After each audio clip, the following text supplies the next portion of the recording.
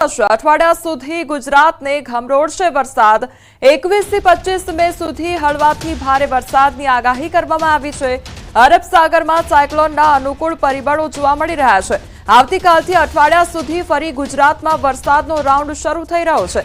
હવામાન વિભાગે આગાહી કરી છે 25 મે સુધી આખા ગુજરાતમાં વીજળીના કડાકા ભડાકા સાથે વરસાદ વરસી શકે છે। ત્યારે હવામાન વિભાગની આગાહી મુજબ આગામી 6 દિવસ સુધી ધોધમારથી છૂટાછવાયા વરસાદની તેમજ મધ્યમ વરસાદની આગાહી કરવામાં આવી છે। આવતીકાલથી 25 મે સુધી ભારે વરસાદની આગાહી છે।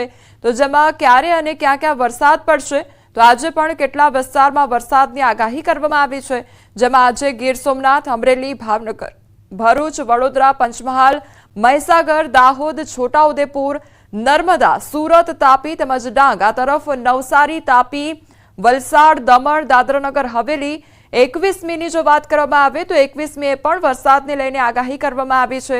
કયા એવા વિસ્તારો કે જ્યાં આગળ વરસાદને લઈને આગાહી કરવામાં આવી છે તો વડોદરા, છોટાઉદેપુર તેમજ ભરૂચ, નર્મદા, સુરત, તાપી, નવસારી, ડાંગ, વલસાડ, દમણ, રાજકોટ, અમરેલી, ભાવનગર, ગીર સોમનાથ, આણંદ તેમજ સાબરકાંઠા, અરવલ્લી, મહીસાગર, પંચમહાલ, દાહોદમાં ખતરનાક વરસાદ વરસી શકે છે તે પ્રકારની આગાહી કરવામાં આવી છે। गुजरात रीजन में 21 से लेकर 25 तक स्कैटर रेनफॉल दिया गया है। इसमें थंडरस्टॉर्म का भी वार्निंग दिया गया है, उसमें लाइटनिंग के साथ। और सौराष्ट्र कोस्ट में भी लाइट टू मॉडरेट थंडरस्टॉर्म रहेगा लाइटनिंग के साथ। और जो हमारा डे 4, डे 5, डे 6 मतलब 22, 23, 24 हेवी रेनफॉल का वार्निंग भी दिया गया है। हेवी रेनफॉल जो हमारा गुजरात रीजन में अभी जो डिस्ट्रिक्ट हम बोल रहे हैं छोटाउदेपुर और नर्मदा के लिए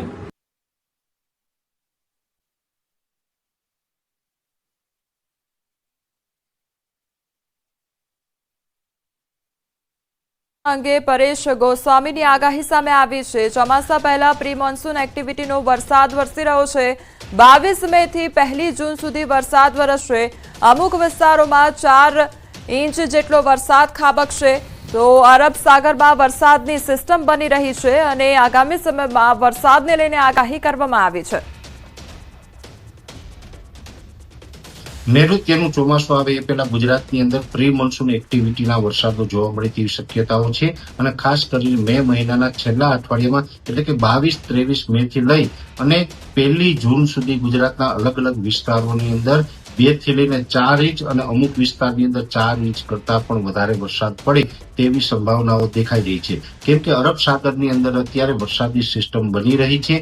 જો કે આ વરસાદી સિસ્ટમ છે અત્યારે ગોવાથી દક્ષિણ પશ્ચિમમાં અને કેરળથી ઉત્તર પશ્ચિમમાં આ દરિયાકાંઠાથી ઘણી નજીક આ સિસ્ટમ છે બની રહી છે। ની વાત કરવામાં આવે તો અરબ સાગરમાં સાયક્લોનના અનુકૂળ પરિબળો જોવા મળી રહ્યા છે। એક અઠવાડિયા સુધી રાજ્યમાં વરસાદ રહેશે। કેટલાક સ્થાનોએ ભારે વરસાદ ખાબકશે તે પ્રકારની આગાહી કરવામાં આવી છે।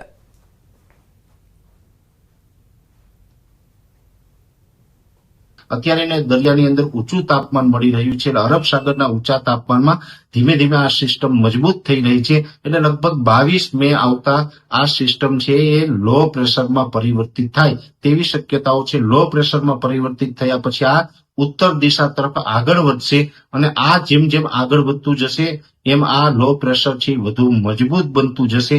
એ વેલમાર્ક લો પ્રેશર, ડિપ્રેશન અને ડીપ ડિપ્રેશનની કેટેગરી સુધી જાય તેવી પૂરી શક્યતાઓ છે।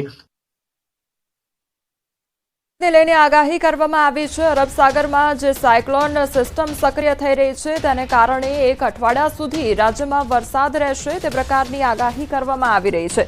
તો આગામી સમયમાં વાવાઝોડા સાથે વરસાદ પણ વરસી શકે છે। જે પ્રમાણે સિસ્ટમ સક્રિય થઈ રહી છે તેને લઈને આગાહી કરવામાં આવી છે। હવામાન નિષ્ણાંત દ્વારા આગાહી કરવામાં આવી છે। તો પરેશ ગોસ્વામી દ્વારા પણ એ જ વાત કરવામાં આવી છે કે આગામી સમયમાં વરસાદ વરસી શકે છે।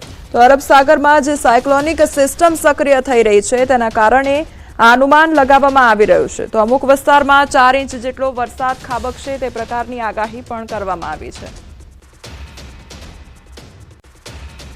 તો ગુજરાતના માથે આવી રહ્યું છે વાવાઝોડાનું સંકટ। વાવાઝોડાને લઈ અંબાલાલ પટેલની મોટી આગાહી કરવામાં આવી છે। તારીખ 22 થી રાજ્યમાં વાવાઝોડાની સાથે ભારે વરસાદની સંભાવના છે। તો 24 મે થી પવનની 100 થી 150 કિલોમીટરની ઝડપે ફૂંકાશે। તો મુંબઈ ગોવા વચ્ચે બની રહી છે સિસ્ટમ. તારીખ 24 થી 28 મે દરમિયાન સિસ્ટમ વધારે સક્રિય બનશે. દક્ષિણ ગુજરાતમાં ભારે વરસાદની સંભાવના છે. સૌરાષ્ટ્રમાં પણ ભારે વરસાદથી અતિ ભારે વરસાદની આગાહી કરવામાં આવી છે. તો મધ્ય ગુજરાતમાં પણ વરસાદની આગાહી કરવામાં આવી છે. ગુજરાતના ભિન્ન ભિન્ન ભાગોમાં બપોર બાદ વરસાદ થવાની શક્યતા રહે છે, પરંતુ અત્યારે હાલ હવામાનમાં જે પલટો આવવાની શક્યતા રહે છે એ લગભગ મુંબઈ અને ગોવા વચ્ચે એક સિસ્ટમ બની રહી છે.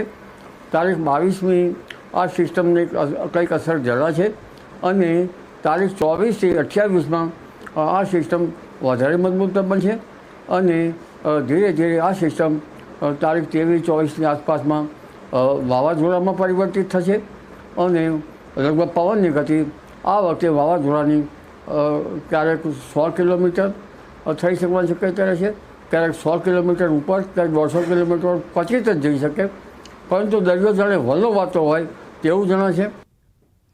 તો ચોમાસા અંગે હવામાન નિષ્ણાંત અંબાલાલ પટેલે વ્યક્ત કરી છે ચિંતા. ગુજરાતમાં ચોમાસું મોડું પડી શકે છે અને સિસ્ટમને કારણે ચોમાસું સ્થગિત પણ થઈ શકે છે. આગામી વાવાઝોડાની સ્થિતિની અસર ચોમાસા પર પડશે તેવું કહેવામાં આવ્યું છે.